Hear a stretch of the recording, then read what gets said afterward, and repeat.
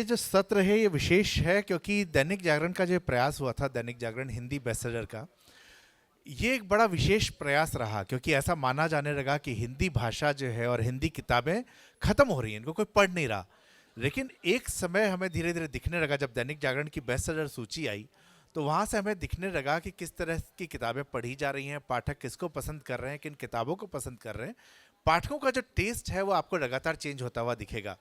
मैं चूंकि एक मार्केटिंग प्रोफेशनल भी हूँ तो मेरी एक रुचि बड़ी डेटा में रहती है, और जागरण की ही लिस्ट मुझे ये बताती है कि किस तरह से लोगों का इतिहास, धर्म, विभिन्न विषयों पर हर 2-3 साल में टेस्ट चेंज होता आया है। तो आज जो मेरे साथ तीनों राइटर यहाँ पर हैं, तीनों की ही किताब आज बेस्टसेलर सूची में आई है, तो आप तीनों को बहुत बहुत बधाई।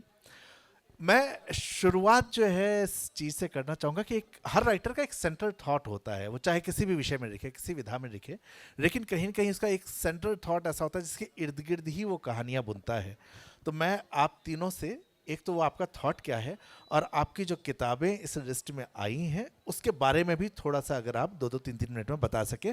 इनको मैं माइक दूँ उससे पहले मैं बता दूँ कि अनुरुता जी की किताब है जंगली फूलों से लड़की, और बाहर है, और इसमें एक किताब बाहर नहीं है जिसके बारे में सवाल आगे आएगा, और ये कलेक्टर साहिबा है कैलाश जी की, और पूर्णाहुति है सर्वेश जी की। जो किताब फिलहाल बाहर नहीं है लेकिन ऑनलाइन जो है वो उपलब्ध है। आपसे शुरू करते हैं। मुझसे थैंक यू नवीन जी। मुझे सेंट्रल थॉट बताना है। ओके, तो मेरे किताब के बारे में, ठीक है। तो ये उपन्यास नहीं है, ये कहानियों का संकलन है। तो मेरी कहानियाँ बहुत सरल भाषा में लिखी हुई, बहुत आसानी से समझ सकने वाली भाषा में लिखी हुई कहानियाँ होती हैं। और इन कहानियों का जो अगर मैं ये कहूँ कि कोर थॉट क्या है कि मैंने क्या सोच के लिखी, तो सारी कहानियाँ इमोशन पे बेस्ड हैं। तो और वो सारे इमोशन ऐसे हैं जिससे हम गुज़रते हैं अपनी ज़िंदगी में, सुख दुख, प्यार, जुड़ाव, टूटना, ऐसा। और मेरे पात्र जो हैं वो मेरे आसपास से लिए हुए पात्र होते हैं। और मैं ये नहीं कहूँगी कि कोई बहुत बड़ा विमर्श खड़ा करती हूँ, लेकिन फिर भी हर कहानी में आपको कहीं ना कहीं आपका कोई भोगा हुआ अच्छा बुरा लम्हा ज़रूर मिलेगा, ऐसा मेरा सोचना होता है। मतलब निरर्थक लिखी हुई कहानियाँ तो नहीं लगेंगी, बस उनकी अप्रोच जो है वो बहुत सहज रखने की कोशिश की है मैंने। तो मुझे लगता है जब दूसरा बन के देखने वाली बात है, हम जो कहते हैं, तो बस आसपास से ली हुई कहानियाँ, ये है कहानियों का। क्योंकि उपन्यास नहीं है तो बहुत सारे कोर थॉट हैं हर कहानी का। तो बस इतना ही अभी तो। बहुत ही खूबसूरत प्रेम कहानियां हैं। जब इन्होंने कहा कि आसपास की कहानी, इसमें एक कहानी है, एक दिन वो मिली, एक दिन वो फिर मिली। एक ही लड़की कहानी है, और मुझे लगता है कि कई बार ठग जो होते हैं ना उनको हम समाज से बाहर करते हैं, लेकिन प्रेम में कोई ठग पड़े और वो कैसे बदले, वो इस कहानी में था। मुझे सबसे सुंदर कहानी अनुता जी ये लगी। सर्वेश, आपका थॉट प्रोसेस, परत, पुण्य पथ, उसके बाद पूर्णाहुति, तो वो जो एक सेंट्रल थॉट है वो आपका किसके इर्द गिर्द रहता है? और पूर्णाहुति आपकी नई किताब है जो अभी सूची में भी आई, तो थोड़ा सा उसके बारे में भी आपसे हम जानना चाहेंगे।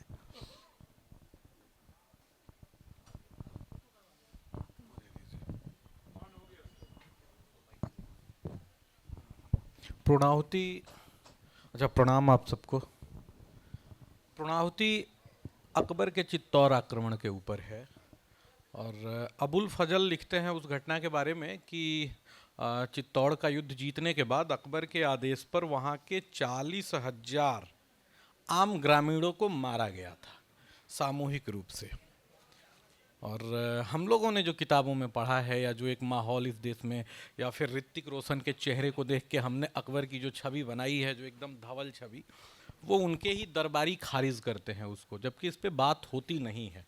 अकबर तो ऐसा पवित्र नाम है ना भारतीय इतिहास का, महान अकबर महान, और उसकी पवित्रता को, उसकी जो धवल छवि है उसको अबुल फजल ही खारिज करते हैं 40,000 हत्याओं के साथ।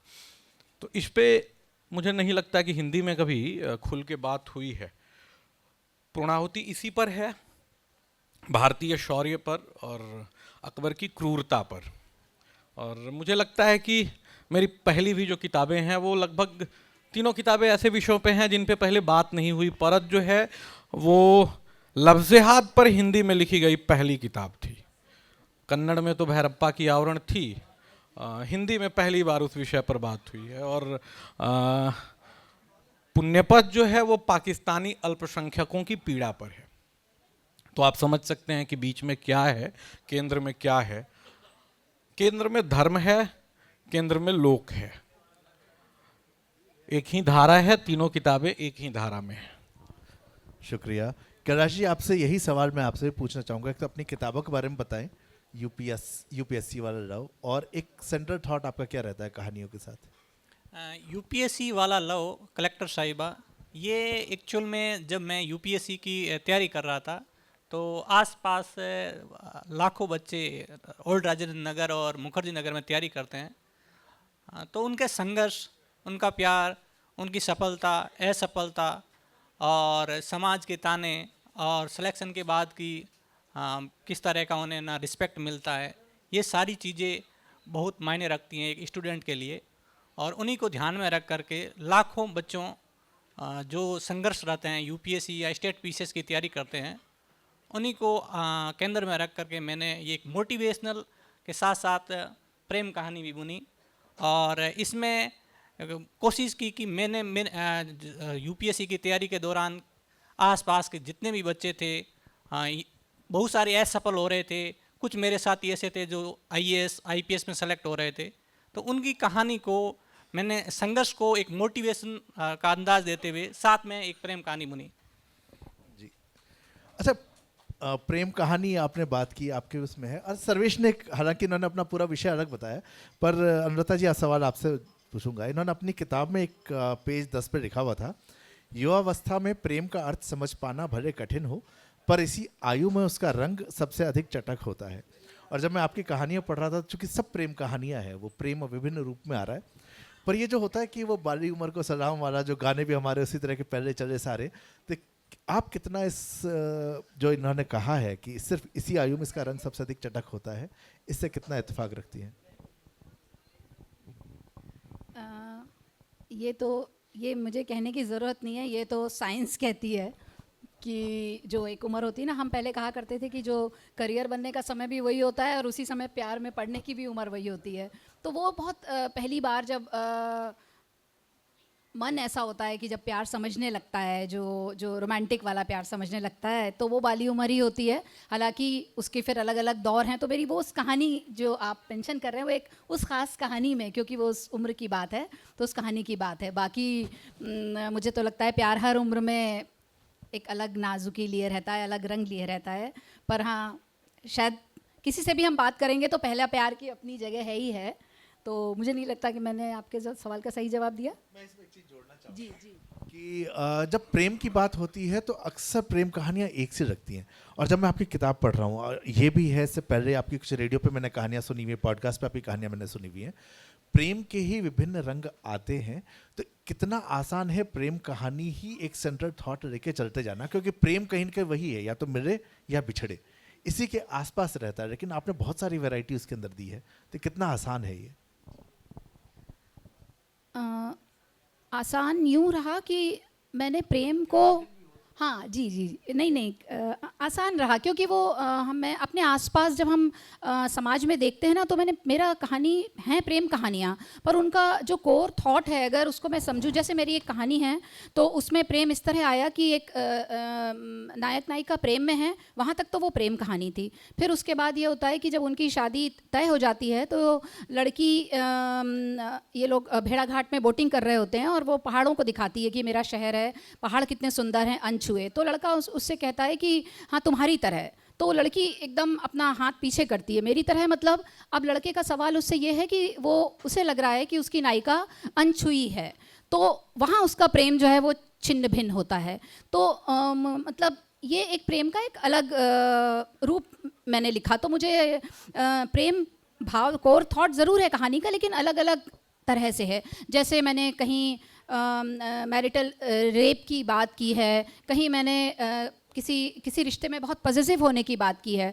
तो हर अलग रंग से, अलग तरीके से कहानी को लिखा गया। तो मुझे नहीं लग रहा कि मुझे मुश्किल आई कोई, क्योंकि आप समाज को जब देखते हैं ना तो प्रेम के बहुत तरह के रंग दिखाई देते हैं, हर उम्र में दिखते हैं। कि अगर मान लीजिए कि कोई स्त्री है, उनके उनके पति का देहांत हो गया है, तब वो प्रेम में पड़ती है। बहुत कॉमन सी बात है ये, ऐसा नहीं कि मैंने कोई बहुत ऐसे विषय उठाए हैं जो जिसके बारे में कभी बात नहीं की गई, लेकिन बस वो मेरा अपना टेक होता है कि मैंने उसको किस तरह से कहा गया, बच्चों ने कैसे लिया। एक कहानी मैंने लिखी कि किसी ज़माने में कि एक माँ बेटी रहते हैं और एक दोस्त है उनका जो बहुत ही अच्छा केयरटेकर है, बहुत पसंद करती है बेटी, लेकिन जब वो माँ से शादी करने की बात करता है तो वो एकदम विड्रॉ कर जाती है। और कई साल बाद जब उसकी खुद शादी होती है तब वो समझती है कि रिश्ता कितना ज़रूरी होता है, तब वो फिर से प्रपोज़ल भेजती है उस आदमी को कि क्या अब देर तो नहीं हुई। तो इस तरह से प्रेम को अलग अलग जामा पहना के लिखा है मैंने, तो मुझे तो अच्छा लगता है, आसान लगता है। हाँ, बहुत बार हो सकता है, हर रोज़ हो सकता है। प्रेम का क्या है, एक साथ दो लोगों से भी हो सकता है प्रेम। ये बहुत ऐसा विवादास्पद डायलॉग नहीं दे रही हूँ, पर ये बहुत सहज है, क्योंकि मन हमारा बहुत कॉम्प्लिकेटेड होता है, बहुत कॉम्प्लिकेटेड। और हर प्रेम के ना, मुझे लगता है कि जैसे दिल के चार मतलब साइंस कहती है कि 4 चेंबर होते हैं उसमें, ऑरिकल वेंट्रिकल, पर मुझे लगता है कई सारे होते हैं, और उसमें है ना हम अलग अलग खाके में कई लोगों को रख सकते हैं। मैं ये वो पिता और पत्नी वैसे प्रेम की नहीं, मैं रूमानी प्रेम की बात कर रही हूँ, उसके भी खांचे हो सकते हैं। तो और बहुत सात्विक होकर के बिना किसी मर्यादित हुए भी एक साथ प्रेम किया जा सकता है, क्योंकि मन बहुत बड़ा है, बहुत विशाल है, उसको ठीक से समझते नहीं है लोग, मिस इंटरप्रेट करते हैं। तो बहुत विस्तार है, मुझे अगर माइक छोड़ूं नहीं मैं, अगर प्रेम पे हम शुरू कर दें तो मुझे लगता है थोड़े झगड़े शुरू करें। नवीन जी, तो प्रेम पे मैं और बात आपसे करना चाहूँगा, लेकिन उसके लिए हम दैनिक जागरण का एक चैनल है, हिंदी है हम, जहाँ ये प्रोग्राम लाइव भी हो रहा है और उसके ऊपर हम बेस्टसेलर लेखक के इंटरव्यू भी करते हैं। तो एक डिटेल्ड इंटरव्यू इन तीनों का उस पर शीघ्र आएगा, तो उस समय मैं उस पर और डिटेल में आपसे बात करूँगा। कैलाश, आपने जो किताब लिखी यूपीएससी वाला लव, कलेक्टर साहिबा, फिर कवर पे बहुत स्मार्टली आईएएस ऑफिसर लिखा है। जिस राज्य में हम बैठे हैं, यहाँ बच्चा पैदा होने से पहले आईएएस बनने का सपना पेट में देखना शुरू कर देता है। आप मैं दोनों राजस्थान में, मैं यहाँ पैदा हुआ हूँ, राजस्थान में मेरी पढ़ाई हुई और नौकरी मैंने दिल्ली में की है। तीनों ऐसी जगह हैं जहाँ आईएएस को लेके बहुत ज़बरदस्त चार्म है। और एक पिछले कुछ सालों मार्केट में ट्रेंड रहा है कि जो भी चीज़ यूपीएससी के नाम से लिख दी जाए वो दबा के बिकती है। तो आपने जो ये किताब लिखी है, आपने उस ट्रेंड को देखा, डार्क हॉर्स आई, खूब बिकी। इसके बाद एक बीच में और किसी ने एसएससी 12th फेल आई, वो काफ़ी बिकी। तो हम लगातार देख रहे हैं यूपीएससी को जैसे सेंट्रल थॉट बनाया गया, उसके अंदर सारी किताबें बिकनी शुरू हो जाती हैं। और कहीं ना कहीं एक साम्यता नजर आती है कि प्रोटैगनिस्ट जो है आपका, वो प्रोटैगनिस्ट पहले फेल हो जाएगा, प्यार में धोखा खाएगा और उसके बाद उसको आईएएस बन जाएगा। सभी किताबों में ये साम्यता भी है। तो क्या ये फॉर्मूला राइटिंग है या ये वाकई अंदर से निकली हुई कोई कहानी है? देखिए, यूपीएससी का हर साल 10 लाख फॉर्म फिल होते हैं, और ये एक ऐसा एग्ज़ाम है जिसमें बहुत सारे बच्चे सपने देखते हैं। अगर हम जितने ग्रेजुएट होते हैं उसमें 10% बच्चे ऐसे होते हैं जो सिविल सर्विस में जाना चाहते हैं, तो लाखों बच्चों का सपना होता है।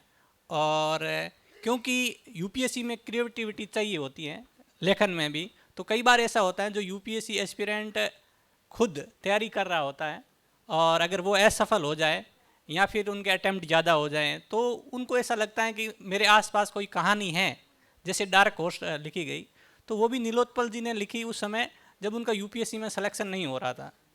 और जब दूसरी बात करें 12th फेल की, तो 12th फेल में सफलता की कहानी है, लेकिन वो यूपीएससी की तैयारी के दौरान के प्रेम की कहानी है। और जब कलेक्टर साहिबा की बात करें, तो कलेक्टर साहिबा में मैंने ओल्ड राजन नगर और मेरे रियल लाइफ में भी कुछ ऐसी घटना हुई, तो उसी को मैंने आधार बना करके कलेक्टर साहिबा लिखी।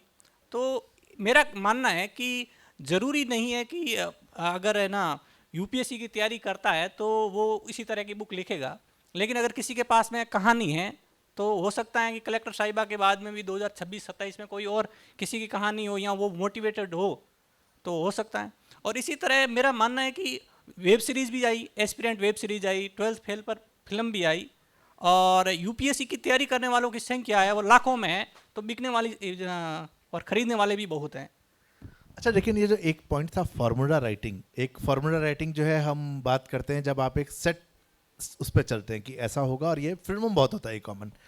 आप चूंकि यहाँ बहुत से बिहार में साहित्यकार जो है बहुत सारे हैं और अक्सर आरोप लगाते हैं, मतलब यहाँ इवेंट करना आसान नहीं होता है, तो क्या आप मान रहे हैं, क्योंकि आरोप इस पीढ़ी पे तो लगता ही है कि फॉर्मूला राइटिंग बहुत ज्यादा हो रही है, तो आप मान रहे हैं कि क्या फॉर्मूला राइटिंग होती है? फॉर्मूला राइटिंग नए राइटर्स जो आए खासतौर से अगर उनको ध्यान जैसे में रख के जैसे कहा ना जाए। डार्क कोर्स है, डार्क कोर्स की तरह कलेक्टर साहिबा नहीं है और ना 12th फेल की तरह। तो इनका जो कहानी है या तो किसी के रियल लाइफ में घटित हुई होगी और या फिर वो मोटिवेटेड हुआ होगा, तो ऐसी कहानियाँ आएगी तो कह सकते हैं फार्मूला पे, लेकिन है ना मुझे नहीं लगता। अच्छा, बात आपने रियल लाइफ की कही तो क्या हुआ कि मैं आपके पास आऊंगा सर्वेश, अब इन्होंने बात ऐसी कह दी है तो मुझे पूछने का मन कर गया है। जयपुर में एक जगह है जवाहर कला केंद्र, जहां अक्सर साहित्यकार लोग बैठते हैं। मैं 3-4 दिन पहले पत्रिका के एक प्रोग्राम में वहां था, तो किसी से मैंने कहा इस कार्यक्रम के लिए आ रहा हूं, तो उन्होंने मुझे कहा कि अच्छा कैलाश आपके साथ सेशन में, अरे ये तो उसकी अपनी कहानी है, उसका दिल टूटा हुआ है तो प्रेम में कहानी लिखी है। तो ये कितनी कहानी आपकी अपनी है और कितनी ये रियल कहानी है? देखिए ये एक फिक्शनल स्टोरी है, लेकिन ग्रीस का जो किरदार है वो मेरी कहानी से मिलता जुलता है। तो बहुत सारे पाठक पढ़ते हैं तो उनको लगता है कि ये इनकी कहानी है, लेकिन ये एक हो सकता है मोटिवेटेड हो या हो सकता है प्रेरित हम कह सकते हैं, लेकिन उसमें ग्रीस और एंजल किरदार हैं वो मैंने काल्पनिक लिखे हैं। और इसका कारण ये भी हो सकता है कि लीगल कोई दिक्कत मुझे ना आए, तो वो भी वजह होती है।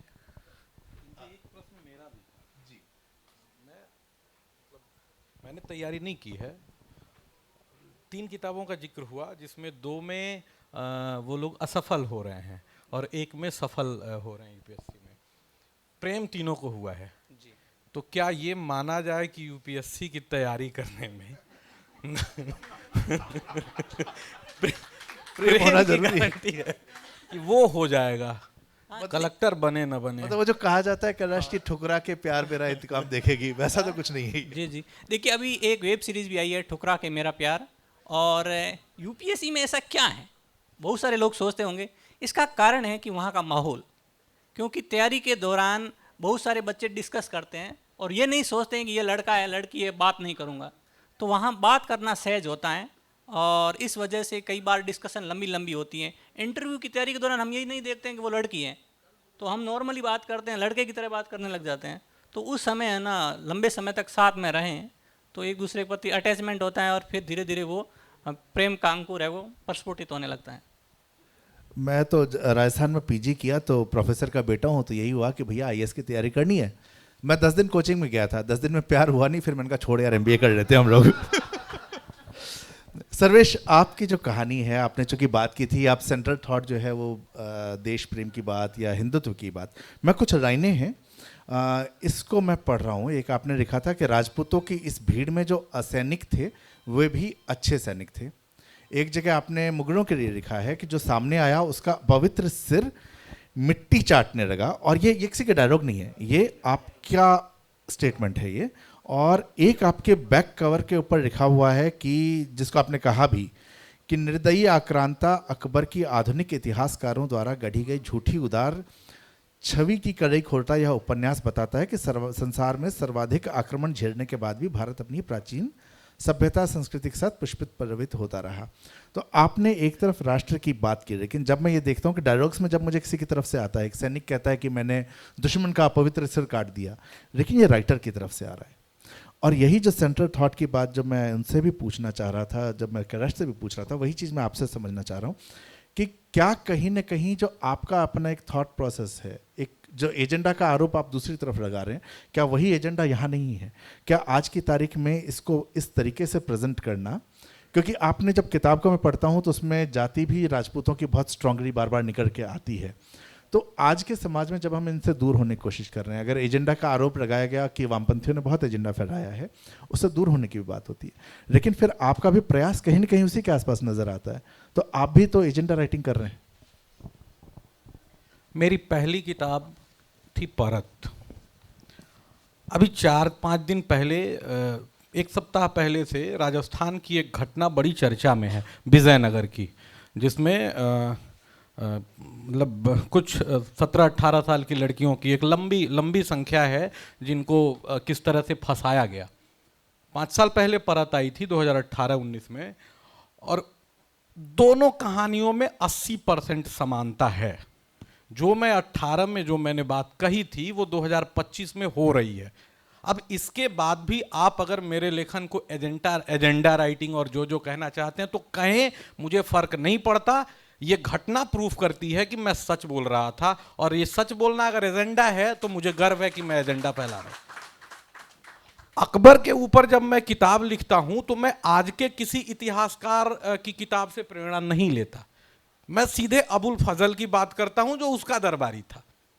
उसने अकबर के सपोर्ट आपने साथ में ये भी लिखा कि आपने उसमें फिक्शन को मिलाया है, एक जो आपने किताब की भूमिका लिखी है, हाँ। कि आपने उनका रेफरेंस लिया और उसमें फिक्शन भी मिलाया। तो मैं उस चीज को समझना चाह रहा हूँ साथ हाँ। में। और अब उसमें भी जोड़ दीजिएगा। हाँ, उसमें प्रेम कहानी भी है एक, आप अगर पढ़ी है, हाँ हाँ, उसमें एक प्रेम कहानी भी है। तो वहाँ जाके थोड़ी सी क्योंकि मुझे प्रेम हुआ नहीं तो वहाँ जरूरी था, फिक्शन उसी को मान लीजिए।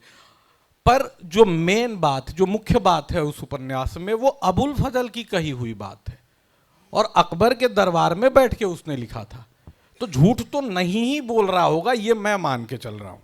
अकबर का दरबारी अकबर के बारे में झूठ नहीं बोल रहा होगा। वो अगर कहता है कि 40,000 आम ग्रामीणों को, वहाँ के गाय भैंस चराने वालों को, सामान्य लोगों को मारा गया, आज की मतलब संवैधानिक परिभाषा में एससी को और ओबीसी को मारा गया, तो फिर मैं क्यों नहीं बात करूं? अच्छा, मेरा प्रश्न तो यह है कि इस पे बात अब तक हो क्यों नहीं रही थी?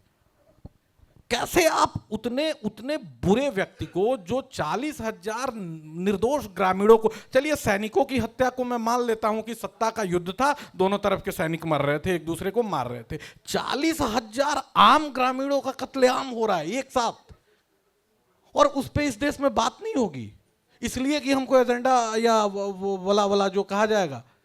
तो जिसको भय हो सर्वेश तिवारी को नहीं है, खैर जिसको हो, मैं बोलूं। अच्छा, अकबर की बात देश की बात हुई। अब जब पुण्यपथ की बात करते हैं तो पुण्यपथ जो है वो पाकिस्तानी हिंदुओं की बात करती है। और ये सवाल मैंने संघ के एक अधिकारी से भी पूछा था कि जब आप देश में बात करते हैं तो मुझे समझ में फिर भी आता है कि हम एक तरफ बात करते हैं कि इस्लाम का विरोध हम इसलिए कर रहे हैं क्योंकि पाकिस्तान परस्त हो जाते हैं, वो इस्लाम उनका देश है, ये धरती उनका देश नहीं है। लेकिन जब यही बात हिंदुओं की आ रही है तो वहाँ पर जो है पाकिस्तानी हिंदू की हमें चिंता हो जाती है, अपने ही देश में हिंदुओं की चिंता नहीं होती है, जहाँ पर कि जातिगत भेदभाव होता है। पुण्यपथ की बात करूं मैं, अभी अगर दर्शक दीर्घा में पूछूं ना, तो भारत विभाजन का आधार क्या था? धर्म था। तो उधर रहने वाले हिंदुओं का हिस्सा किधर हुआ? क्या था? टू नेशन थ्योरी का मतलब क्या था? किस आधार पे दो नेशन? आंशिक वांशिक नहीं था, धर्म ही आधार था। जिन्ना ने धर्म के आधार पर ही मांगा था। तो सीधा मतलब है कि जिन्ना के धर्म के अलावे बाकी लोगों का हिस्सा इधर था, वो उनका अधिकार था। 1947 जी जी जी, ठीक है, मान लेते हैं जी। आप जो सावरकर के लिए कह रहे हैं, मैं आप ही की बात मान लेता हूं। तब भी विभाजन के बाद उधर के जैनों का हिस्सा किधर बनता है? इधर बनता है। तो यही तो पूर्णाहुति में मैं कह रहा हूं कि उधर के जैनों का, उधर के बौद्धों का, बल्कि उधर के ईसाइयों का भी हिस्सा इधर बनता था। आप 47 से अब तक दे नहीं पाए, धिक्कार है आपको। 47 के नेता हो, चाहे इधर वाले हो, उधर वाले हो, संघ वाले हो, कांग्रेस वाले हो, आप दे नहीं पाए उनको उनका अधिकार। मैं 1987 में मैं जन्मा हूं, 2024 में बात कर रहा हूं कि दे दो। बेईमानी तो कर नहीं रहा हूं। तो फिर इसमें एजेंडा वेजेंडा कहां से आता है? कौन बोलेगा उनके लिए भाई साहब? और वो भी तब जब 4 साल पहले रोहिंग्या भाग के आते हैं और सेटल्ड हो जाते हैं हमारे ही देश में। उनका तो कहीं से कोई अधिकार नहीं बनता इस देश में, उनके साथ तो कहीं कोई भी बात नहीं है। आप उनको एकदम प्रेम से गले लगाने के लिए तैयार हैं, आपका सुप्रीम कोर्ट तैयार है। ओ भाई, इनका तो बन रहा था, ये तो इसी में के थे। और कैसे इस पे चुप रह जाता है देश? कैसे लोग नहीं बोल पाते? और कैसे इस पर बोलने वाले को आप एजेंडा कह देते हैं? भाई, थोड़ी सी मानवीयता तो होनी चाहिए। और भारत जैसा देश, वो पक्षी उड़ के आते हैं ना, प्रवासी पक्षी, जो महर्षि वाल्मीकि का जो पहला श्लोक है ना, जिसको कहा जाता है क्या है संस्कृत का श्लोक, मानिषाद, वो उसमें जो क्रॉन्च पक्षी है, मैंने लिखा था कभी, वो साइबेरियन क्रेन है। साइबेरियन क्रेन है जो मतलब लाख किलोमीटर से उड़ के आते हैं। महर्षि वाल्मीकि ने लिखा, यानी उस समय भी आते थे। इस देश पर वहां के पक्षियों का ये भरोसा है कि प्रजनन के लिए यहां आते हैं। जैसे हमारे यहां बेटियां जब बच्चे को जन्म देना होता था तो मायके जाती थी, वो भरोसा है आपकी मिट्टी पर, क्योंकि आपका मूल ही था मानवीयता, आपके यहां करुणा, आपके यहां दया, यही आपकी मिट्टी का मूल भाव है। तो यहां बैठा व्यक्ति अगर नहीं बोलेगा, यहां बैठा व्यक्ति अगर चुप हो जाएगा ऐसे विषयों पर, तो फिर हम अब क्या ही कहें। बहुत ही बढ़िया। तो यहाँ पर जो कि बात हुई, अब इसमें पब्लिशिंग में भी रहा हूँ मैं काफ़ी समय, और एक जब चूँकि बात एजेंडा की आई थी, तो एक अक्सर ऐसा होता है कुछ किताबें कहीं से छप पाती हैं, कुछ किताबें कहीं से नहीं छप पाती हैं, विषय वस्तु के आधार पर, चाहे वो कितनी ही अच्छी रिसर्च हो। अब हम थोड़ी देर एजेंडा छोड़ते हैं, अब बात करते हैं कि ये पब्लिशिंग जो है ये कितना आसान होता है। कैलाश, आपकी जो किताब थी ये पहले सेल्फ पब्लिश थी, फिर मंजूर ने उसको छापा, तो ये प्रकाशन का अनुभव आपका जो है वो किस तरह का रहा, कैसे पब्लिशिंग कितनी आसान रही है आपकी? देखिए, मैंने जब बुक भेजी पहली स्क्रिप्ट है, तो उस समय लगभग 6-7 महीने तक पब्लिशर ने इस पर गौर ही नहीं किया, और इस वजह से मैं बहुत परेशान हो गया। मुझे कहा कि 30 से 40 दिनों में बुक छप करके आ जाएगी, या 2 महीने मैक्सिमम, लेकिन पब्लिशर ने 7 महीने तक बुक छापी नहीं। तो मैं निराश होकर के मैंने सेल्फ पब्लिश करने का निर्णय लिया, और मैंने एग्रीमेंट कैंसिल कर दिया। और उसके बाद में लगभग 8-9 महीने तक बुक सेल्फ पब्लिश रही, और ऑल इंडिया में नंबर 1 चल रही थी एक तरह से। और बाद में बुक की डुप्लीकेट कॉपी आने लग गई, उस वजह से मैं थोड़ा परेशान हुआ, और मैं लेखन पर ध्यान नहीं दे पा रहा था, और पार्ट 2 भी लिखना चाह रहा था। तो हमारी बात मंजूर पब्लिकेशन से हुई, और उन्होंने कहा कि आप लिखिए, हम छापेंगे और आपको अच्छी रॉयल्टी देंगे और पारदर्शिता रखेंगे। तो ट्रांसपेरेंसी की बात उन्होंने की, और अभी तक वो उस बात पर अडिग भी हैं, और एडवांस रॉयल्टी भी प्रदान कर रहे हैं। यही मैं आपसे भी समझना चाहूँगा, आपकी जो पहले की किताबें आई हैं, अधिकतर 3-4 राइटर्स की आपकी कहानियों का अनुराधा जी साथ में आया, फिर आपकी 3 किताबें हैं जो कि आपकी सोलो बुक्स हैं। आपके लिए कितना इजी रहा? वेस्टर्न से किताब आई, एक शिवनाथ आई जहाँ तक मुझे याद है, और तीसरा मुझे ध्यान नहीं है कि कहाँ से है, वो हिंदी से आई भी है। ये पब्लिशिंग हिंदी में क्या इतना आसान है? आप चूँकि ऑडियो की स्टोरीज़ में भी है, एक वहाँ से अच्छा रेवेन्यू आता है, तो वहाँ से जो नहीं जानते, नीलेश मिश्रा जी की टीम के साथ आप क्रिएटिव हेड के तौर पे काम कर रही हैं, तो स्टोरीज़ 300 से ज़्यादा कहानियाँ अनुराधा जी लिख चुकी हैं ऑलरेडी, तो वो एक कमर्शियल प्लेटफॉर्म है, और उसके बाद आपका एक पहचान ऑलरेडी है, तो क्या ये आसान पड़ता है एक नाम पहले से हो जाना पब्लिशिंग के अंदर किताब छपने में? एक मैं इसमें और जोड़ना चाहूँगा, इसमें साथ में नीलेश मिश्रा की प्रस्तुति भी है, तो क्या ये नाम भी एड ऑन करता है पब्लिशिंग में? नाम इसलिए एड ऑन यूँ तो करता ही है, कोई भी नाम बड़ा होता है, उनको लोग जानते हैं जितना लोग मुझे नहीं जानते, लेकिन ये नाम इसलिए नहीं लिखा गया कि ये कहानियाँ मैं उनकी कंपनी में क्रिएटिव हेड हूँ। ये हमने इम्प्रिंट जो आई है, ये वेस्टलैंड एका के साथ में स्लो इम्प्रिंट का कोलैबोरेशन है। तो मैं क्योंकि नीलेश मिश्रा जी की कंपनी में क्रिएटिव हेड हूँ और 12 साल से उनके साथ काम कर रही हूँ, तो इसलिए उनका नाम इस वजह से आया है उसमें, मतलब एक प्रिंटर के पब्लिशिंग हाउस की तरह से आया है। और दूसरा मुझे लगता है कि नाम होने से पॉजिटिव असर होता हो कुछ मुझे नहीं लगता, बल्कि उल्टे ऐसे खेमे से बढ़ गए हैं कि जो इन्हें पसंद नहीं करता उन्हें पसंद नहीं करता मुझे। जबकि मैंने अभी ये किताब तो मेरी हमारे ही, मतलब मैं ये कहूँगी कि हमारे होम पब्लिकेशन से आ गई, तो मेरे लिए बहुत आसानी रही इसमें, तो इसको मैंने ही एडिट किया, ये अपना मेरा पब्लिकेशन की तरह मुझे लगा।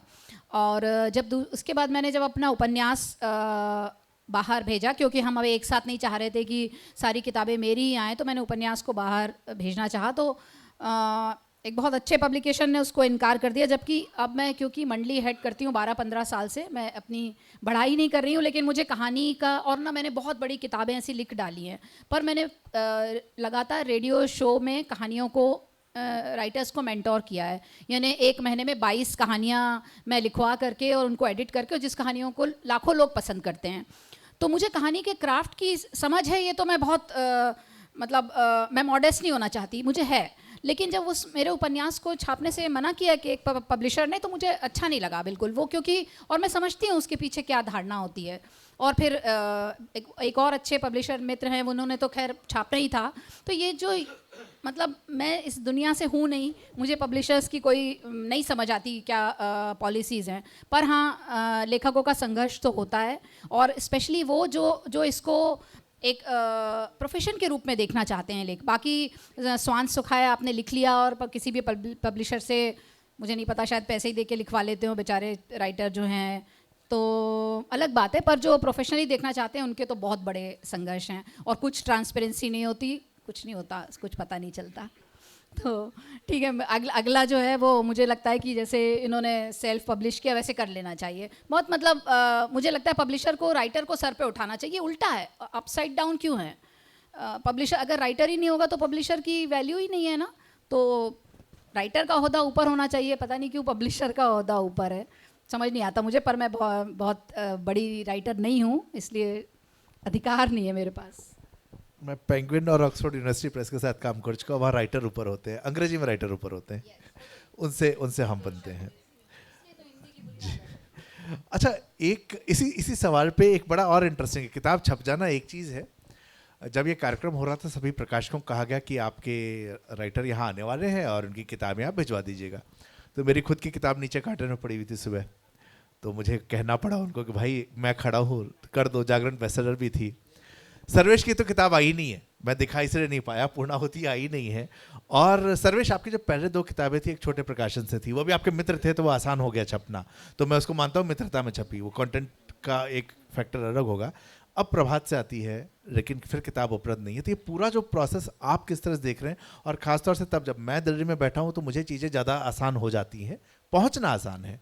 आप 3 लोग दूर हैं, और आप तो सबसे ज़्यादा दूर हैं, आप तो बैठे हुए हैं एकदम गोपालगंज में, जिसका कि पटना से भी आप दूर ही बैठे हैं। तो किसी भी बड़ी जगह से दूर होने के बाद एक राइटर के लिए एक अच्छी कहानी लिख के और छपवाना, और छपने के बाद वो बिके भी, ये कितना कठिन हो रहा है? बहुत कठिन है भैया, हाँ बहुत कठिन है। अच्छा, छप जाने के बाद भी कठिनाई समाप्त नहीं होती। आप दैनिक जागरण कहे कि बेस्ट सेलर है किताब, लेकिन वो लेके नहीं आएगा। उसको पता है कि उसके 10 लोग कौन है जिनकी किताबें घुमानी है। बहुत सर्वेस आएंगे जाएंगे, कितने भी बिके हम उन्हीं चेहरों को आगे रखेंगे जो हमारे हैं। तो नौटंकी बहुत है। अगर आपके पास पाठक हैं, आपने बनाए हैं पाठक। अच्छा, मेरा सौभाग्य सोशल मीडिया था, फेसबुक था, वहाँ मुझे पाठक मिले, शायद उसी के कारण जिसको आप मित्र कह रहे हैं, वहाँ से पहली 2 किताबें आई और प्रभात से ये। तो पाठक थे। अगर आपके पास पाठक हैं तो सेल्फ वाला आइडिया सबसे बेहतर है, क्योंकि आप नए के पास जाएं या बड़े प्रकाशक के पास जाएं, अंततः मिलना आपको फ्रस्ट्रेशन ही है। तो अगर पाठक हैं तो आप खुद से प्रयास कर लें। 3 किताबों के बाद मैं यहीं खड़ा हूँ कि खुद से भी, हर जगह आप ठगे ही जा रहे हैं तो एक बार ये करके भी देख लें। अच्छा, एक अभी राइटिंग के अलावा जो है पैसे की बात अक्सर होती है प्रोफेशन की। जब मैंने नौकरी छोड़ी 3 साल पहले तो ये था कि क्या सिर्फ राइटिंग से होगा। अब राइटिंग में किताब लिख के तो पैसा नहीं कमाया जा सकता, उसके और तरीके हैं। मैं कंटेंट दूसरे तरीके से क्रिएट करके उससे पैसा कमा रहा हूँ। उसी कंटेंट क्रिएशन में एक बहुत अच्छा मीडियम है जो कि है ऑडियो। और ये अनुराधा जी, मैं आपके पास आ रहा हूँ कि इतने समय में ऑडियो का जो ये मार्केट खड़ा होना शुरू हुआ है, इसने रेडियो के मार्केट को भी कहीं ना कहीं, एफएम रेडियो को ख़त्म किया है, पॉडकास्ट लोग सुनना पसंद कर रहे हैं। तो क्या ये समय ऐसा आ चुका है जहाँ पे कि राइटर्स अगर वो चाहते हैं कि कमर्शियली हम सक्सेसफुल हों और हमारी बात ज़्यादा लोगों तक पहुँचे, ये भी नहीं कि सिर्फ पाठकों तक ही हमें पहुँचानी है, बेसिकली हम अपनी कहानी पहुँचाना चाह रहे हैं, क्या ये टाइम है जब धीरे धीरे आपको लगता है किताबें ख़त्म होंगी और आने वाले समय जो है ऑडियो का या वीडियो का ही रह जाएगा? मुझे लगता है बहुत इसको प्रेडिक्ट करना बड़ा मुश्किल है, क्योंकि जब मेरी किताब अभी पब्लिश हुई, जब प्रिंट फॉर्म में, इसके पहले मैं 12 साल से रेडियो में कहानियाँ लिख रही हूँ, मतलब, और इस कदर कहानियाँ लिखी हैं मैंने कि जिसका हिसाब नहीं। 300 तो मैं बोलती हूँ और भी ज़्यादा तब। लेकिन मेरे बहुत सारे, जब सोशल मीडिया में जो लिखने राइटर्स ग्रुप थे, किसी ने मेरी कहानी सुनी नहीं रेडियो पर, क्योंकि उनका ये कहना होता था कि अरे हमें मज़ा नहीं आता सुनने में, हमें तो किताब प्रिंट आ जाए तब हम पढ़ेंगे। और जबकि वो आवाज़ जो है वो नीलेश मिश्रा जैसे किसी टॉप स्टोरी टेलर की आवाज़ होती थी, फिर भी नकारते थे। तो ठीक है, मुझे लगता है लोग पढ़ना चाहते होंगे। तो हालांकि अभी मुझे ऐसा लगता है कि लोग सुनने की साइड ज़्यादा रुझान हो रहा है लोगों का, पर किताबें चली जाएंगी या कम हो जाएंगी ऐसा मुझे नहीं लगता, क्योंकि उसका जो किताब को साथ में रखना, उसकी जो मतलब अगर मैं बहुत पोएटिक नहीं हो रही हूँ तो जो कागज़ की खुशबू होती है उसका अपना सुख होता है। तो किताबें अपनी जगह बनी रहेंगी और बनी रहना भी चाहिए। और पर हाँ, ऑडियो अनलेस कि उसमें पैसा आ जाए। जैसे अंग्रेज़ी राइटर्स हैं, इतना पैसा कमाते हैं वो लोग अंग्रेज़ी लिख करके। हमारे हिंदी राइटर मुझे नहीं लगता कि कितनी भी बेस्ट सेलर हो जाएं, कितनी भी बेस्ट सेलर सालों साल हो जाएं, पर घर तो नहीं चला सकती हैं कि बेस्ट सेलर हैं, लेकिन नौकरी तो करना ही पड़ेगी आपको लिखने के लिए।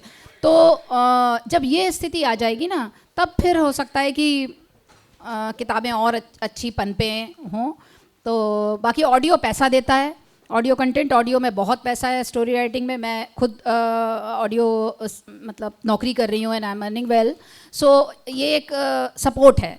तो कहानी तो मतलब प्रिंट आना तो मेरा एक अपना खफ था कि मुझे प्रिंट में आनी है, पर ये नहीं हो सकता था कि मैं नौकरी छोड़ करके और किताबें लिखने लग जाऊं, क्योंकि आखिरकार ब्रेड बटर तो चाहिए ना हमें।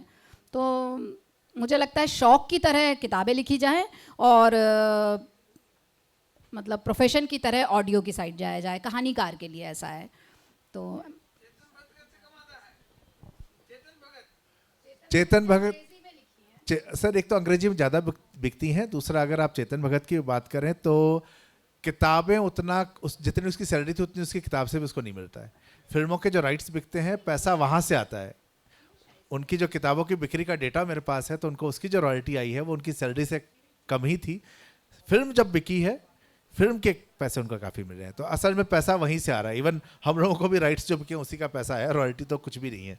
कैलाश, आपने एक बात कही थी सेल्फ पब्लिशिंग की, और जिसको बाद में सर्वेश ने भी सपोर्ट किया।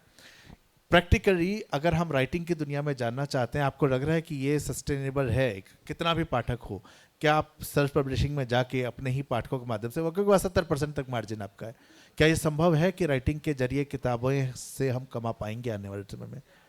देखिए, सेल्फ पब्लिश का बाज़ार है वो लगातार बढ़ रहा है, और विदेशों में भी सेल्फ पब्लिश पर ज़्यादा जोर दिया जा रहा है। इसका एक कारण ये है कि पब्लिशर और जो राइटर हैं उसके बीच में ट्रांसपेरेंसी का अभाव रहता है। जैसे अभी कलेक्टर साहिबा बुक जब मैं सेल्फ पब्लिश कर रहा था, तो मैं कितनी बुक प्रिंट करवा रहा हूँ, कितनी बिक रही हैं, मुझे एग्जैक्ट पता रहता था। लेकिन पब्लिशर है वो कई बार है वो एग्जैक्ट डाटा देने से थोड़ा लेट करते हैं या टाइम लगाते हैं ज़्यादा, और शायद है ना कई बार है डाटा मिसमैच भी करता है। तो यही वजह है, कई पब्लिशर पर आरोप भी लगता है। जैसे हिंदी के कई प्रकाशक ऐसे हैं जिनके कहा जाता है कि किताब 20 बिक रही हैं और एक किताब के बारे में बताया जाता है कि एक किताब आपकी बिकी है। तो ये हालत है वो हिंदी पब्लिशर का है। तो सबका दुख एक बराबर है, इस तो मामले में सभी समान। आप उसका भी जो आप कहना चाहते कहे, हालांकि सवाल को मैं हालांकि मैं ये कहता हूं कि जब मैंने 7 से 8 महीने तक एक मंजूर, मिनट सर, आप बाहर बात कर लेंगे सर, आप बाहर बात कर लेंगे प्लीज। मैंने शुरू में 7 से 8 महीने सेल्फ पब्लिश की, तो मुझे पता था कि अगर है ना अमेजोन में ये रैंक रहती हैं तो इतनी बुक सेल हो जाती है। तो अब है ना पब्लिशर को ये पता है कि है ना ये राइटर जानता है कि कितनी किताबें बिक रही हैं, तो एग्जैक्ट डाटा देने में मुझे लगा कि है ना डाटा दे रहे हैं, और हर 3 महीने में दे रहे हैं। और यही नहीं, वो हर 3 महीने में पेमेंट भी कर रहे हैं। तो ये अच्छी चीज़ है, और मैं चाहूँगा कि अगर मंजूर पब्लिकेशन के कोई लेखक के रूप में मंजूर पब्लिकेशन से बुक छपवाना चाहता है तो वो मेरा सपोर्ट भी ले सकता है। इसका पेमेंट नहीं दिया ना उन्होंने आपको? कि हमें प्रमोट करना? जी नहीं ठीक है, क्योंकि आपने इतनी कुछ- मार्केटिंग तो मैं भी नहीं करता किसी की। अच्छा सर्वेश, चूंकि हमें अलग मीडियम की बात कर रहे हैं, एक अलग ऑप्शंस की हम लोग बात कर रहे हैं। नहीं कैलाश भाई चिंता न करें, ऐसे चलता रहता है मजाक थोड़ा सा। अलग मीडियम्स की बात कर रहे हैं, और अभी मैं बहुत समझ देख रहा, जो हमने इनसे बात की ऑडियो की, एक वीडियो मीडियम भी बहुत स्ट्रांग हुआ। मैं किताबों से जो मेरी पहचान बनी वो बनी, लेकिन मुझे अब ये महसूस होता है कि जब मैं कहीं इवेंट में जाके या वीडियो पे जो बोलता हूँ उसकी रीच हमेशा ज़्यादा होती है। आप भी काफ़ी अच्छा बोलते हैं, अपने विषय को लेकर आप स्पष्ट हैं, और ऑडियंस जो है वो किसी भी राइटर से या किसी भी वक्ता से यही चाहती है कि आप अपने विषय के बारे में स्पष्टता से जो भी बात कहें। तो आपको नहीं लगता कि आने वाला समय जो है राइटर्स के लिए, अगर वो कमाना चाहते हैं तो ये समय है कि किताबों को छोड़कर और वो ऑडियो या वीडियो प्लेटफॉर्म की तरफ चले जाएं? वीडियो आपके दिमाग में आता है कि मैं वीडियो की तरफ जाऊंगा? अच्छा, मुझे लगता है कि किताबों को छोड़कर नहीं, किताबों के साथ जाना चाहिए, कि किताबें भी चलती रहें। और ये सही है कि वहाँ अधिक दर्शक हैं, वहाँ रीच अच्छी है, फिर भी किताबों का बचा रहना, कम से कम हम लोगों को तो ये बात नहीं कहनी चाहिए कि लोग उधर जाएं। हमें तो अंत तक, वो जैसे पूर्णाहुति का जो अंतिम सैनिक है जो अकेले बचा है लेकिन फिर भी लड़ रहा है, उस देख रहा है कि सामने 1 लाख की सेना खड़ी है और मैं अब अंतिम बचाऊं, फिर भी वो तलवार भाज रहा है। तो हमें भी इस मामले में कम से कम किताबों के साथ खड़े रहना चाहिए अंत तक। अंतिम किताब छपे तो भी हमारी छपे। समय हमारे पास अब 10 मिनट का और बचा हुआ है, तो मैं चाहूंगा कि मेरे सवाल से पहले अगर आप में से किसी का कोई सवाल हो। जी सर।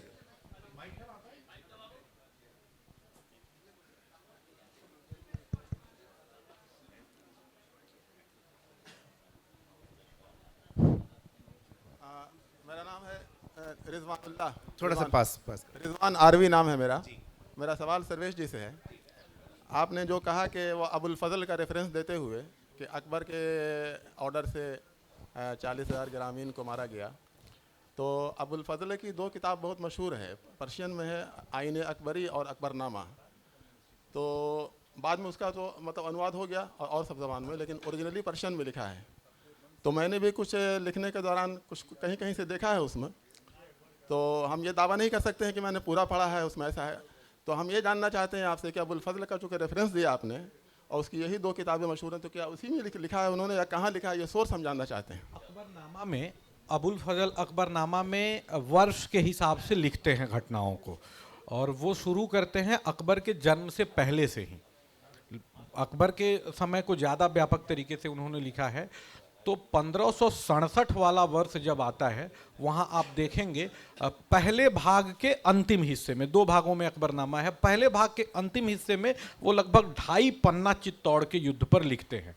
2.5 पन्ना लगभग है, और वही 2.5 पन्ना मेरी किताब का मूल है, वहीं पे टिका हुआ हूँ मैं। मैंने, ये सच है कि पूर्णाहुति के लिए मैंने और किसी किताब को नहीं पढ़ा, वहीं टिका हुआ हूँ मैं। कोई और सवाल? जी, एक पीछे।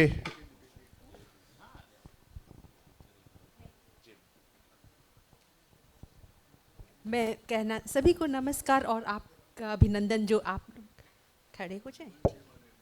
मैं कहना चाहती हूँ कि ऐसे बहुत सारे नव अंकुरित लेखक और कवित्री हैं बिहार में, लेकिन उन्हें कोई प्लेटफॉर्म नहीं मिलता है, न उनका कोई गॉडफादर है, न कोई सिफारिश है, न कोई धनवान है वे।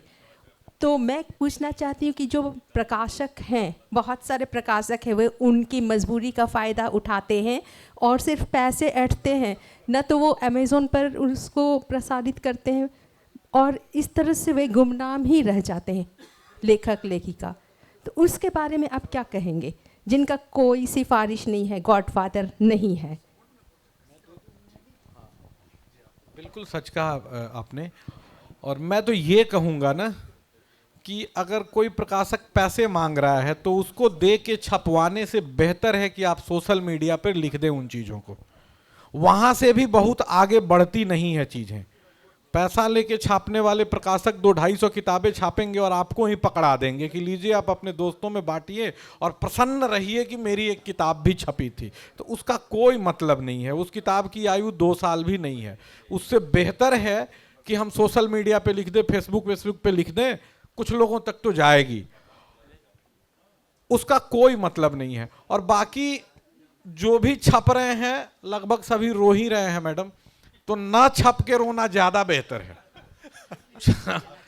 नहीं, मैं एक चीज़ ऐड करना चाहती हूँ। इन्होंने सल्यूशन नहीं बताया, मैं आपको सल्यूशन बताती हूँ कि जो भी लिखना चाहते हैं आपके आसपास या जो भी मुझे सुन रहे हैं, आप हमें भेजिए कहानियाँ, तो हम उनको शामिल करेंगे हमारी रेडियो स्टोरीज़ के तौर पे रेगुलर शो के लिए। हम तो बहुत खोजते हैं जो अच्छी कहानियाँ लिख सकते हैं उन राइटर्स की, वरना मुझे बहुत मेहनत करनी पड़ती है एक राइटर की कहानी को हम एक अप्रूवल वर्ड यूज़ करते हैं वहाँ तक लाने के लिए। तो जो लिखना चाहते हैं उनका स्वागत है। और उसके बाद हमारा तो अब इम्प्रिंट भी है, हम छाप भी देंगे उसके बाद बिना कुछ लिए, बहुत प्रमोशन भी करेंगे। देखिए बेस्ट सेलर पे आ गई है बिल्कुल ईमानदारी से।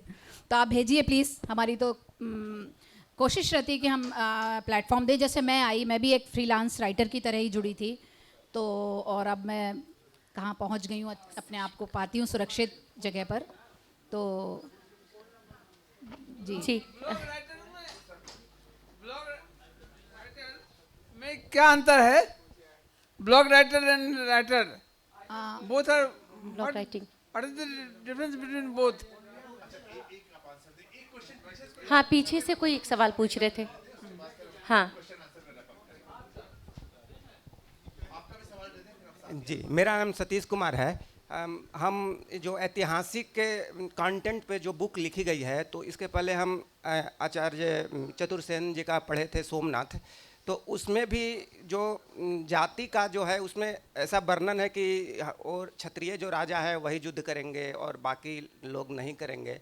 और एक मतलब दलित समाज का बच्चा है जिसको अपमानित किया गया और फिर वही युद्ध का कारण बना, सोमनाथ पे हमला का कारण बना। तो इस तरह के लेखन से समाज में कितना परिवर्तन आ सकता है? इस तरह के लेखन भी होना चाहिए। हाँ, मैं आपका प्रश्न मतलब ब्लॉग राइटिंग की बात कर रहे हैं आप? ब्लॉग नहीं नहीं, कोई अंतर नहीं। ब्लॉग तो एक सर प्लेटफॉर्म है एक राइटिंग करने का। तो कहा गया कि अगर बेहतर हो कि फेसबुक में या इस पर लिख दो, हाँ ज्यादा अच्छा है बजाय किताब छपाने की। तो वो अच्छा अमिताभ बच्चन नहीं नहीं, वो तो पैसा देके छपवाने की बात कर रहे थे। वो तो एक नाराजगी दिखा रहे थे उन्होंने, इसलिए मैंने माइक लिया कि मैं सोल्यूशन दे रही हूँ जी। में क्या अंतर है फिर? नहीं नहीं, ब्लॉग राइटर लिखता है, अमिताभ बच्चन लिखता है, हर दिन लिखता है। हाँ हाँ, तो हाँ मैं सर ब्लॉग राइटर और राइटर में, राइटर हमारे लिए राइटर है। अब वो राइटर कैसे है, आपको ब्लॉग पे लिखना है, आप किताब लिखिए या कहीं भी लिखिए, सिर्फ इतना सा फ़र्क है। प्लेटफॉर्म का फ़र्क है। अगर आप एक प्लेटफॉर्म पे लिखते हैं, किताब नहीं छपवा रहे, आप कहते हैं कि मैं ब्लॉग राइटर हूँ, मैंने किताब छपवा ली तो मैंने कह दिया मैं लेखक हूँ, बस इतना सा ही फ़र्क है। एक कवि जो है वो कवि डिफ्रेंशिएट कर देता है, लेकिन है वो भी राइटर ही। तो बस इतना सा ही फ़र्क है, प्लेटफॉर्म के अलावा कुछ भी नहीं है उसमें। आप उनके सवाल का जवाब दे रहे हैं। आपने सोमनाथ की बात की, उसमें एक दलित कैरेक्टर है जिसके कारण आक्रमण होता है। उन्होंने लिखा भी है आचार्य चतुर्सेन ने कि बहुत सारी चीज़ें कल्पना है। जैसे एक कैरेक्टर उसमें एक ब्राह्मण लड़की का है जो उसके साथ लौटती है गजनवी के साथ, तो वो उनकी कल्पना थी। मैं अपनी ओर से आपको बता दूं, पूर्णाहुति में, और वो मैंने अपने मन से नहीं लिखा, वो सत्य है, वहाँ के आम लोग लड़े थे। चित्तौड़ के युद्ध में किले के अंदर 8,000 राजपूत और 4,000 भील थे। 1.25 लाख की सेना अकबर की थी और किले में 4,000 भील, आज की ये में एसटी, और 8,000 राजपूत। तो वो वाला एंगल नहीं है। और जब ये 8,4 12,000 मर गए तब आम लोग भी लड़े थे। जब अकबर ने उनका कत्लेआम शुरू कराया तब आम लोग भी लड़े थे और उसमें सारी जातियां थी। एक चीज और याद दिला दूं, उस युद्ध में चित्तौड़ की ओर से बक्सरिया पठान लड़े थे, 1,000 उनकी संख्या थी, और बक्सरिया पठान धर्म से मुस्लिम ही होते थे। तो वो युद्ध एक तरह से भारत और आक्रांताओं का ही युद्ध था। उसमें वो वाला एंगल जो आप कह रहे हैं वो बिल्कुल नहीं है। एससी भी लड़े उस युद्ध में, ठाकुर तो लड़ते, राजपूत तो लड़ते ही थे। ये तो सच है कि अधिकांश युद्धों में उनकी सबसे अधिक भूमिका रही है, वो तो थे ही, पर बाकी जातियां भी उनके साथ थीं। ये पूर्णाहुति में कम से कम है। मैं ख़त्म करने से पहले एक छोटी सी चीज़, जो पब्लिशिंग की जी, बात ज़रूर। हो रही थी मैम, नीता सिंह जी, आपका जो सवाल था सहाय, आप बैठ जाए मैम। अभी क्या हो रहा है कि राइटिंग बहुत ज़्यादा हो रही है, बहुत ज़्यादा हो रही है, सब लिख रहे हैं। और मैं कोई किसी का वो नहीं करना चाह रहा, डिमोरलाइज नहीं करना चाह रहा, लेकिन हम जब लिखते हैं, हम अपने 4 दोस्तों को बताते हैं, हमें लगता है कि अच्छा लिखा जा रहा है। और मेरा अपना अनुभव जो है वो ब्लॉग राइटिंग से ही शुरू हुआ था। और मैंने पहला लेख बहुत महान लिखा था, 6 लोगों ने पढ़ा था उसको, 3 बार मैंने खुद पढ़ा था। लेकिन अगला लेख मैंने लिखा तो मुझे पता चला पिछड़ा कितना घटिया था। ये जो राइटिंग का प्रोसेस है ये धीरे धीरे बढ़ता है। मुझे 8 साल लगे थे जब मेरा पहला आर्टिकल किसी अच्छी जगह पर छपा था। तो मैं ये सुझाव दूंगा जो भी नया लिखते हैं, लिखना चाहते हैं, आप उन मैगजीन्स को, उन वेबसाइट्स को अपनी जो रचनाएं हैं भेजना शुरू करें। आप टेस्ट करना शुरू करें कि आपकी रचनाएं कितनी स्वीकृत होती हैं। हो सके तो पूछे कि अस्वीकृत क्यों हुई थी। ये आपको बताना शुरू करेगा कि आपकी राइटिंग असल में जैसा मार्केट है या पढ़ा जा रहा है, क्या उसके आसपास कहीं है। ये लंबा प्रोसेस है, एक दिन में कोई राइटर नहीं बनता है, एक समय लगता है। मेरी पहली किताब छपने में 9 साल लगे हैं। 9 साल का वो पूरा प्रोसेस है, उसमें आके मैं वहाँ आता हूँ और उसके बाद 7 साल और मुझे लगे तीसरी किताब आने में। तो ये टाइम है। हर बार आपको लगेगा आपने पिछली बार कुछ गलत किया था, कुछ और बेहतर हो सकता था। तो फीडबैक लें, मैगजीन्स को भेजें, अखबारों को भेजें, वहाँ सिफारिश की ज़रूरत नहीं पड़ती है। वहाँ पे अगर आपका ठीक होगा, छप जाएगा। वहाँ से धीरे धीरे आगे बढ़िए, एक पहचान बनेगी, तो आपको अपने आप ही प्रकाशक जो है छापने को तैयार रहेंगे। शुक्रिया।